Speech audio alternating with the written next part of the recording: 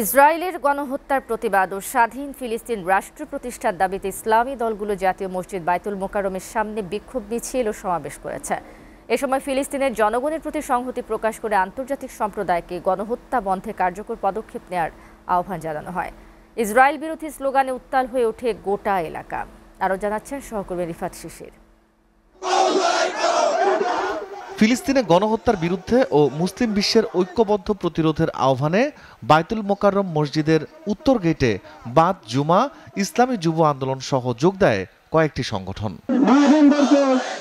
Israeli হামলার প্রতিবাদে এই বিক্ষোভ সমাবেশে বাংলাদেশের ধর্মপ্রাণ মুসলমানরা বলেন, মুসলিম বিশ্ব ঐক্যবদ্ধ না থাকার কারণেই ইসরায়েল এই হত্যাযজ্ঞ চালাচ্ছে। মুসলমানের ক্ষেত্রে, কাবার ক্ষেত্রে, বাইতুল মুকাদ্দাসের ক্ষেত্রে, মুসলমানদের অধিকারের ক্ষেত্রে সকলে এক অভিন্ন।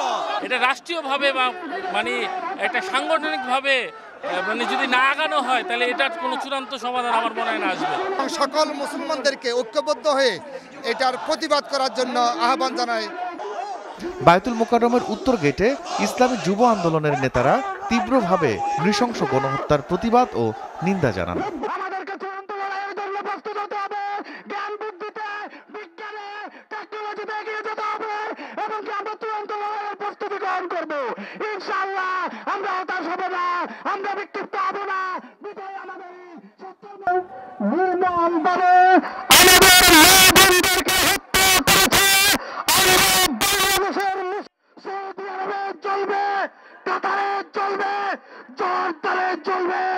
তখন ইসরায়েল নামক কোন রাষ্ট্র পৃথিবীতে থাকতে পারবে না।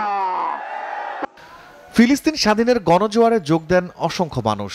এ সময় বাইতুল মোকাররমের উত্তর গেট সংলগ্ন পল্টন মতিঝিলে দেখা যায় হাজারো মানুষ। ফিলিস্তিনের পতাকা হাতে ক্ষুব্ধ জনতা ইসরায়েলি আগ্রাসন ঠেকাতে মুসলিম বিশ্বের ব্যর্থতার কথাও তুলে ধরেন। বড় বড় দেশগুলো যারা আছে তারা নিজেদের স্বার্থের জন্য তারা এরকম মুসলিম বিশ্ব এক হচ্ছে না।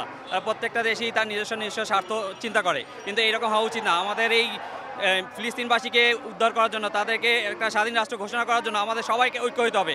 পশ্চিমারা আমাদের উপরে যে নির্যাতন করতেছে, এই নির্যাতনে আমাদের যে মধ্যপ্রাচ্য ভাই আছে, সৌদি আরব আছে, কাতার আছে, তারপরে দুবাই আছে, তারা কোনো সাড়াই দিতেছে না। আমরা চাই তারা সাড়া দেউক।